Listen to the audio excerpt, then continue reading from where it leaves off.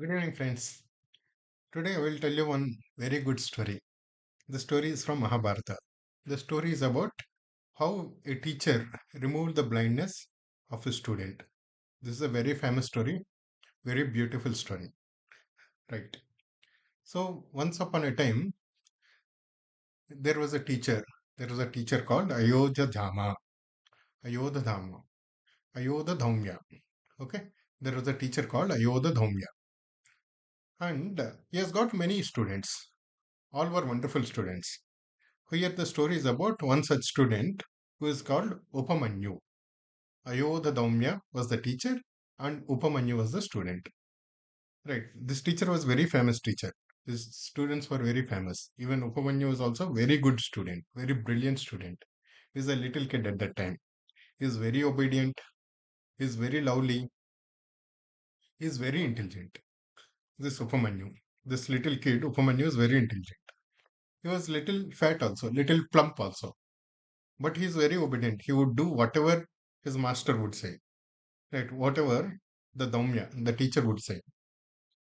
So, master taught him a lot of things. He taught him Vedas, he taught him Upangas, everything, right? He wanted to teach him one more thing. One more thing is getting control over senses. That is getting control over his tongue. Tongue is one of the senses, right? Over his tongue. Tongue has got two types of control, right? One is how we speak, the other is how you eat.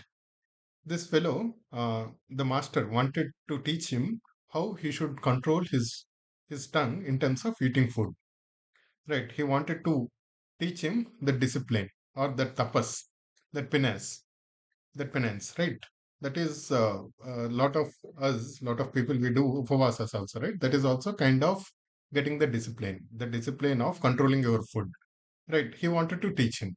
The teacher wanted to teach Upamanyu on the importance of controlling the food, controlling the tongue, right? Because uh, controlling tongue or controlling food is one of the forms of penance, one of the forms of tapas. There are lots of tapas, of which the controlling food or doing upavasa or not eating or eating moderately is very important, and that is supposed to give a lot of merits, right? And it is also said not eating or controlling food is definitely a merit, but what is even bigger merit is staying hungry is definitely a merit. I mean, it will give you punyam, but even bigger merit is removing the hunger of others, right? We donate food and remove the hunger of others. That has got even bigger merit than you having self control over food. That's a different topic. Now, here he wanted to teach him. So, and Upamanyu's daily task was actually to take cows to the forest and rear them and bring them back. He has got this task. Master has given this task already. He was doing this brilliantly. Now, but this kid was a little plump, little fat because he used to eat well and all. Right. Master said, Upamanyu, you are daily going to the forest. You are daily doing a lot of hard work, but still, my dear child, you are still fat.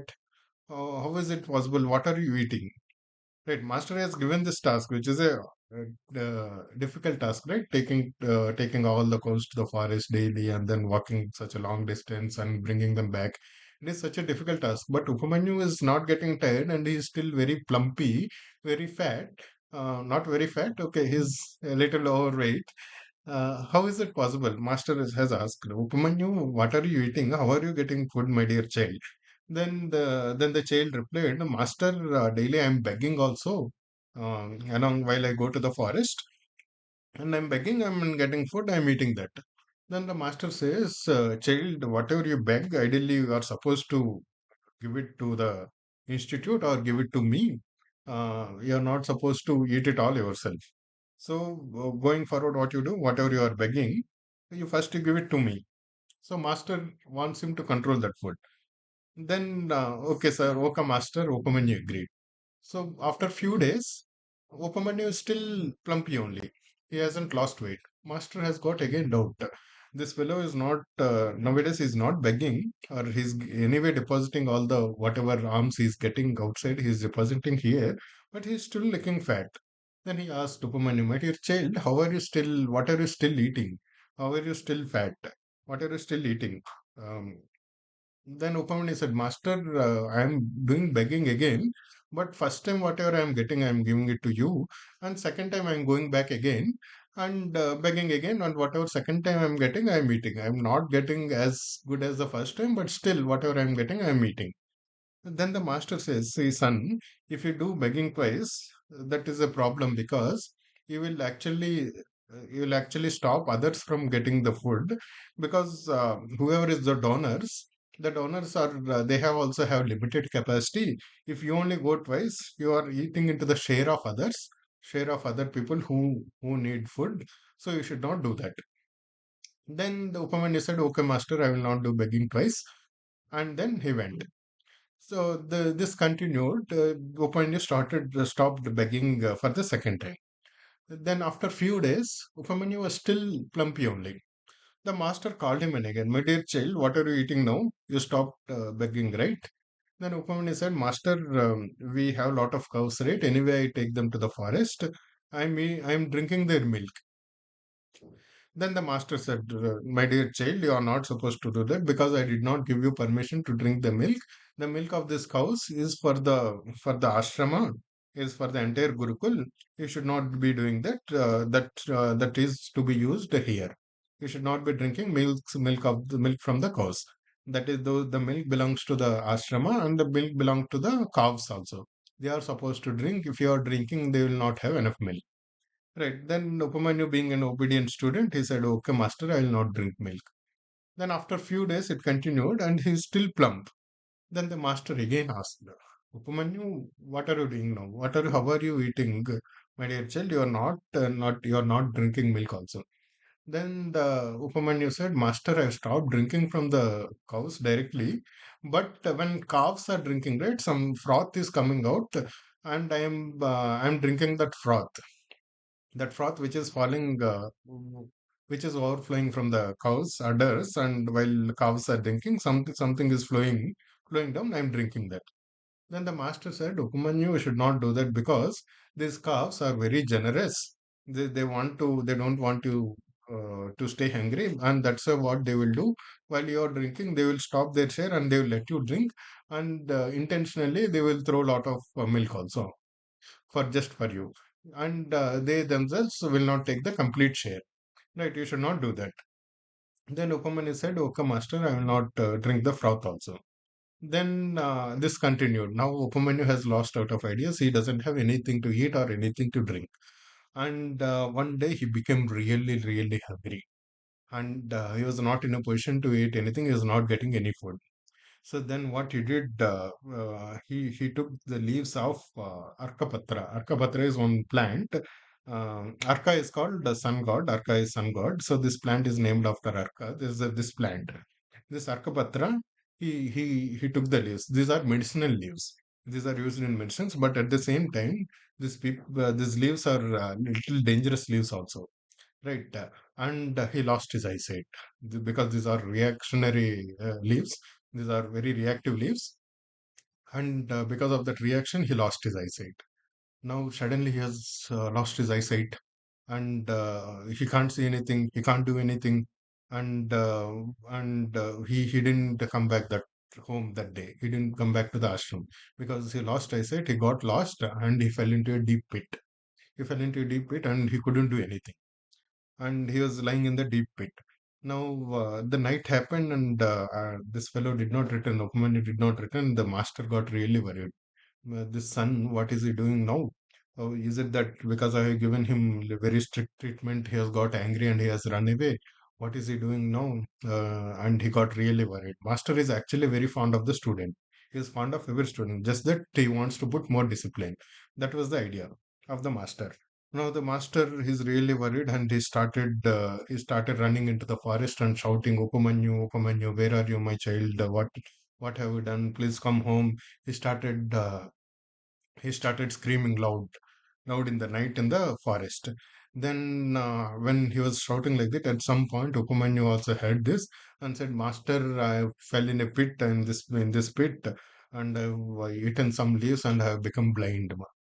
That then he explained the complete story, how he has become hungry and how he ate some leaves. Then the master felt very bad. Then then he said, "Okay, nothing to worry. Now what you will do? You worship the twin gods. You worship the Ashwini twins, Ashwini gods. These are the doctors or physicians for the gods also. You worship these twin gods like the way I told you. I taught you the Rig Veda, right? I taught you the prayers in Rig Veda of worship of these two twin gods. Worship them like this. Once you worship them, they will give you eyesight. Then he remembered, Upamanyu remembered. He is a very intelligent student, right? He has already learned this Rigveda verses. He remembered. Then he started praying. Oh, Ashwini Devatas, you are eternal, you are incomprehensible. You are there in every atom, in every creation. You are the creation, you are there from the beginning. You pervade this entire universe, this entire world. You are the time, you are the wheel of time. You have 720 spokes, some 20 spokes, half of them white, half of them black. He's referring to 360 days and 360 nights, 720 spokes. You are the circumference of this wheel, which is of 12 months. You set into motion this wheel of time. Right? You show the fruits of all actions because you are time. You show the fruits of all actions. Now, the pleasure and pain is also is also fruit of action in the time. The what we feel as pleasure and pain, right? That is also part of time. Sadness and happiness is because of time. You are the form of time. And now my situation is bad because of time. My good days have gone and sad day has come because of the time. Now liberate me from this time, from the effect of time, because you are the creator of time. You liberate me. Make me, please liberate me from time. And you have created light also. You have created all the directions in this universe. You have created light. You have mixed all the three colors and produced all objects of sight. He's praying to Ashwini Devatas. He is saying you have mixed all the three colors, red, green, and blue, to produce all objects of sight. This entire world is your handiwork. This entire universe is our handiwork. You are the parents of all. I am your child, and I have lost my eyesight. You are the creator of eyesight. You are the creator of time. You are the creator of everything. Please protect me. Please liberate me. Please give my eyesight back. In this way, he pleaded. In this way, he worshipped. He worshipped very sincerely. Upamanya was a very, very dedicated student. He remembered the entire Rigveda verses and worshipped Ashwini Devatas. These Ashwini Devatas, then they got really satisfied, and then they granted him eyesight. So they granted him eyesight using a sweet. They gave him a sweet. Upamanyu, my dear son, we are very happy with our worship. We are giving you this sweet, this cake.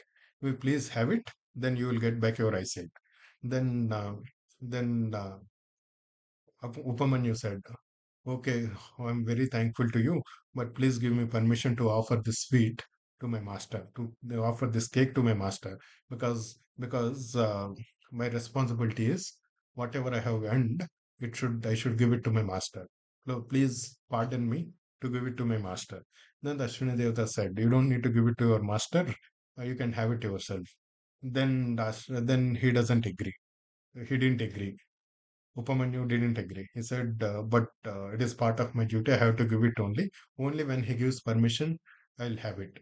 And then he goes and he went and he gave it to his master.